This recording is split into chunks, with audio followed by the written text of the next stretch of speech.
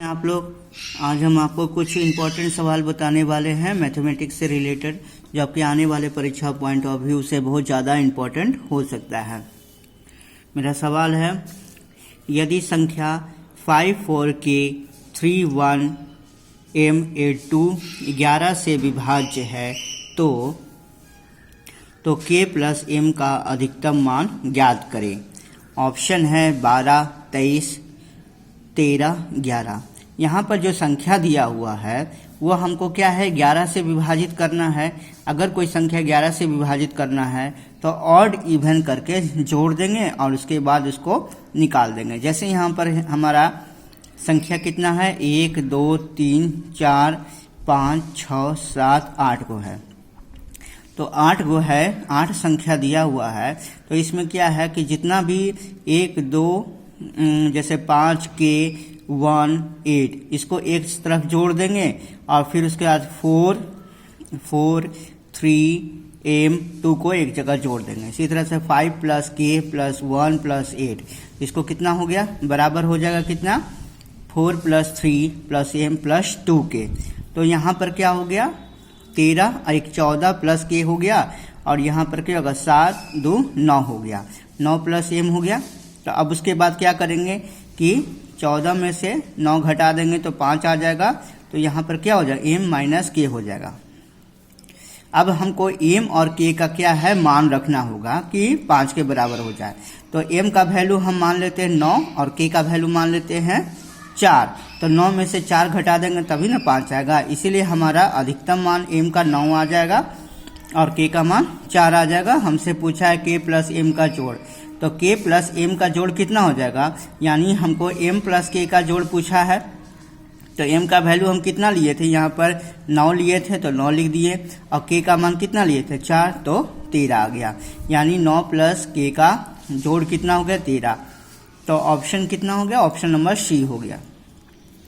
यानी कोई भी संख्या अगर 11 से डिविजिबल है तो उसका क्या है, उसका हम लोग अल्टरनेट संख्या का जोड़ को आपस में बराबर कर देंगे और उसी तरह से हम उसको सॉल्व करके निकाल सकते हैं।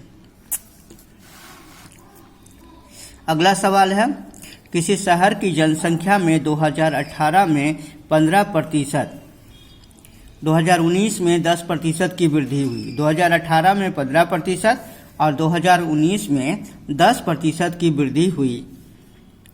एक महामारी के कारण 2020 में इसमें 10% की कमी हुई। 3 वर्षों में शहर की जनसंख्या में हुई प्रतिशत वृद्धि ज्ञात करना है। ऑप्शन है 12.5 और 17.5, 15% और 13.85%। 2018 में 15% का वृद्धि हो रहा है और उसके अगले साल जो है 2019 में 10% का वृद्धि हो रहा है। तो 18, 19 मिलाकर के कितना वृद्धि हुआ, तो 15 प्लस 10 प्लस 15 इंटू 10/100, तो यानी क्या ये कट जाएगा। तो 15 प्लस 10 25 हो गया, 25, और यहाँ पर एक पॉइंट नीचे है तो 1.5, तो यानी 26.5% का वृद्धि हुआ। फिर उसके बाद हमारा क्या है कि अब यहाँ पर क्या, एक महामारी के कारण 2020 में 10% का कमी हो गया। यानी क्या है कि 2018-19 में हमारा 26.5% का वृद्धि हो रहा है। तो उसी तरह से 26.5% यानी 2020 में कमी हो गया। -10 से घटा लेंगे, -26.5 यानी प्लस माइनस माइनस होता है यहाँ पर, इसलिए माइनस साइन हो जाएगा। 26.5 इंटू 10/100 हो जाएगा, और यहाँ पर सॉल्व करेंगे तो कितना आ जाएगा, इसको घटा देंगे 26.5 से 10 को, तो 16.5 आ जाएगा। और यहाँ पर 0 कट गया तो यहाँ कितना हो जाएगा, 2.65। 16.25 में से 2.65 को घटाएंगे तो 13 पॉइंट क्या हो जाएगा, 85% का वृद्धि आएगा। इसमें हमारा प्रतिशत जो वृद्धि होता है, इसमें इस सूत्र का इस्तेमाल किया गया है, A plus B plus AB into 100% का सूत्र का इस्तेमाल किया गया है। जैसे ही हमारा 2015 में जितना वृद्धि हुआ, 2018 में जितना वृद्धि हुआ, 2019 में जितना वृद्धि हुआ, दोनों को प्लस करके इतना, उसी तरह से 2019-20 में हमारा इतना वृद्धि दिखाया। और उसे 2000 क्या है 20 में कमी दिखाया, तो पुनः करके इसी तरह से करके इसी सूत्र पे ला करके हम इसको बनाए हैं। अगला सवाल है 31.2/5 भागा 168 भागा 3/7 का 28 प्लस 33 भागा 5/2 प्लस 7.3/5 माइनस 3.2/5। सबसे पहले क्या है बोर्ड मास के नियम के आधार पर ब्रैकेट की क्रिया किया जाता है, फिर का की क्रिया किया जाता है। यहाँ पर क्या है बोर्ड मास है। बी फॉर ब्रैकेट ऑफ मतलब का हो गया, डी फॉर डिवीजन हो गया, M for multiplication, A for addition और एस फॉर सब्सट्रैक्शन का। तो यहाँ पर क्या है इसको गुना करके मिक्स फ्रैक्शन है, इसको क्या हुआ इसको जोड़ दिया यानी 155 + 2 157/5 हो गया भागा 168। अब यहाँ पर का क्रिया है तो यहाँ पर क्या कर दिए काट दिए, तो कितना हो गया 12 हो गया। फिर उसके बाद इसको सॉल्व कर दिए, ये गुना ये क्या है डीवी प्लस है, तो यहाँ पर क्या हो गया ये ऊपर चल गया, यह 66/5 हो गया क्योंकि भागा था, क्रॉस में बदल दें ऊपर नीचे चल जाएगा। अब फिर ब्रैकेट का क्रिया किए तो यहाँ पर क्या हो गया, यहाँ पर इसका एलसीएम ले लिए 35 38 माइनस क्या हो गया और 15 2 17, 38 में से 17 गया तो कितना बचा क्या। इसको जब से हम लोग सॉल्व करेंगे तो 4.1/5 आएगा क्योंकि यहाँ पर 7 में से 3 जाएगा तो कितना बचा 4 बचेगा, और 3 में से 2 गया तो कितना बचा 1। यहाँ पर सबसे पहले इसका इंटीजर वाले पार्ट को घटा देंगे तो 7 में से 3 गया 4 लिख दिए, और फिर उसके बाद फ्रैक्शन वाले पार्ट को घटा दिए 3/5 माइनस 2/5 हो गया, तो घट के कितना हो गया क्योंकि यहाँ पर डिनोमिनेटर में क्या एलसीएम लेते हैं तो यहाँ पर सेम आ जाएगा 5, तो 3 में से 2 गया तो 5 हो गया यानी 4.1/5 आया। आगे देखते हैं 157/5 भागा कितना हो जाएगा, और इसको हम लोग क्या 168 को 12 से 14 बार में कट जाता है। प्लस क्या है 66/5 प्लस 21/5, 66 में 21 को जोड़ेंगे तो 87/5, फिर से क्या है इसको एलसीएम ले लिए तो 70 + 87 क्या हो गया 157/5, दोनों भागा है तो कट के क्या हो जाएगा 1 हो जाएगा। ऑप्शन हमारा ए आ गया। अगला सवाल है यदि √x + 1/√x बराबर √6 है तो x का पावर 6 + 1/6 का मान क्या होगा। ऑप्शन है 2712, 2502, 2270, 2702। जो गिवन डाटा दिया हुआ √x + 1/√x बराबर √6। तो अब हम यहाँ पर क्या है कि अगर हम सोचे कि इसका स्क्वायर रूट नहीं रहेगा तो इसका ट्रिक हम लोग क्या यूज किए हैं, तो x + 1/x इक्वल टू क्या है, जैसे यहाँ पर 6 दिया है 6 में से 2 को घटा लेंगे है ना, जब स्क्वायर रूट को करेंगे यानी इससे पहले वाला x + 1/6 - 2 तो 4 आया। अब उसके बाद क्या स्क्वायर में देख लेंगे x² + 1/² कर लेंगे तो ये 4 है, 4 का स्क्वायर कर लेंगे तो 4 का स्क्वायर कितना होता है 4 का स्क्वायर होता है 16, में से 2 को घटा देंगे 14। जैसे यहाँ √6 था तो √6 का स्क्वायर किए तो 6 - 2 हो गया। अब हमको निकालना है वैल्यू किसका x का पावर 6 + 1/6, तो हमको क्या है AQ + BQ के सूत्र में डालना होगा। अब हमारा x का पावर 6 है तो दोनों तरफ क्या कर देंगे क्यूब कर देंगे, दोनों तरफ क्या करेंगे क्यूब, इस यहाँ पर क्यूब कर लेंगे, क्यूब ले लेंगे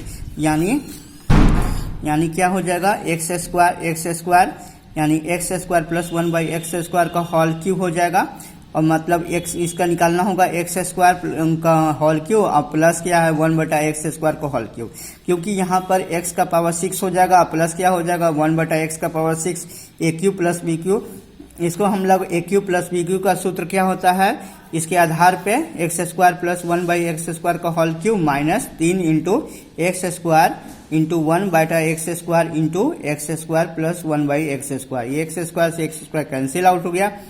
यहाँ पर क्या है जो हम निकाले हैं वैल्यू x² + 1/x² का कितना वैल्यू निकाले हैं 14 का पावर क्यू हो जाएगा, और यहाँ पर इसका वैल्यू कितना 14 तो यह 42 हो गया, और 14 का क्यू होता है 2744 होता है। 14 का क्यू जो हमारा होता है कितना 2744 होता है, उसमें 42 घटा देंगे तो 2702 आ जाएगा। अगला सवाल है ओ केंद्र वाले वृत्त में PA और PB बाह्य बिंदु P से क्रमशः बिंदुओं ए और बी पर स्पर्श रेखा है, यदि एंगल ए पी बी बराबर 42 डिग्री है तो एंगल ए ओ बी की क्या है, माप हमको ज्ञात करना है। यानी ऑप्शन दिया हुआ है आपका 138 डिग्री, 121 डिग्री, 142 डिग्री, 159 डिग्री। तो यानी फिगर कुछ इस तरह से बनेगा। ये मेरा सर्किल है, यहाँ से P बिंदु पर क्या है, PB और PA स्पर्श रेखा है, और यहाँ पर से क्या है, ये O इसका सेंटर हो गया, तो सेंटर को इससे मिला दिए तो ये इसका रेडियस हो गया। क्योंकि हम जानते हैं कि यह स्पर्श रेखा और यह सेंटर पर से जो लंबवत मिलाया है वो आपस में क्या होता है, परपेंडिकुलर होता है। यानी ये भी 90 हो गया तो ये भी 90 हो गया। अकॉर्डिंग टू क्वेश्चन हमारा दिया हुआ है कि BPA का वैल्यू 42 डिग्री है, तो हम जानते हैं कि सबका जोड़ कितना होता है, 180 डिग्री। यानी क्या है कि यानी हमको निकालना है एंगल क्या, AOB का मान निकालना है। तो AOB प्लस क्या है कि BPA बराबर क्या हो जाएगा, 180 डिग्री हो जाएगा। AOB प्लस APB का मान 180 डिग्री, तो एंगल AOB बराबर 180 डिग्री माइनस 42 138 डिग्री आ जाएगा। ऑप्शन नंबर ए हो गया। अगला सवाल है, ए बी की तुलना में 3 गुना कार्यकुशल है। ए को किसी कार्य को पूरा करने में 20 से 24 दिन कम लगते हैं। यदि वे एक साथ मिलकर कार्य करते हैं तो वह कार्य कितने दिन में पूरा होगा। ऑप्शन है 15, 9, 8, 12। तो ए और बी की कार्यकुशलता का अनुपात कितना दिया हुआ है, क्योंकि क्वेश्चन बता रहा है कि ए जो है बी की तुलना में 3 गुना कार्यकुशल है। यानी हम ए जो है वह 3 गुना ज़्यादा अच्छा काम करता है और बी जो है 1 गुना अच्छा काम करता है। जो ज़्यादा कार्यकुशल है वो क्या है, 24 दिन पहले कार्य का काम समाप्त कर लेगा। यानी क्या है, हम यहाँ पर क्या है M1 इंटू D1 बराबर M2 इंटू D2 के आधार पर कर लेंगे। तो M क्या है, 3 गुना काम कुशल है, और यह दिन क्या है 24 दिन। X मान लिए हैं कि हमको X दिन लगता है काम समाप्त करने में, 24 दिन पहले ही काम समाप्त कर लेता है बी की तुलना में। तो बी का दिन लगा X, तो X माइनस 24 हो गया इक्वल टू 1 है बी का कार्यकुशलता में, यानी X हो गया। अब 3x माइनस 72 बराबर x हो गया, इसको उधर लाए 2x बराबर 72, x बराबर क्या हो गया 36 हो गया। फिर इसके बाद कहता है कि यदि ये दोनों कार्य मिलकर करते हैं तो फिर से हमको M1 D1 बराबर M2 D2 का सूत्र का इस्तेमाल करते हैं। तो M1 जो है वह क्या है, M1 अकेला काम करता है कितना दिन में, M1 जो है यानी M1 मतलब B है, M1 अकेला काम करता है, 36 दिन में मिलकर काम करता है। M1 जो है वो क्या है 36 एक काम करता है, एक कार्यकुशल है, और यहाँ पर क्या 36 दिन में काम करता है।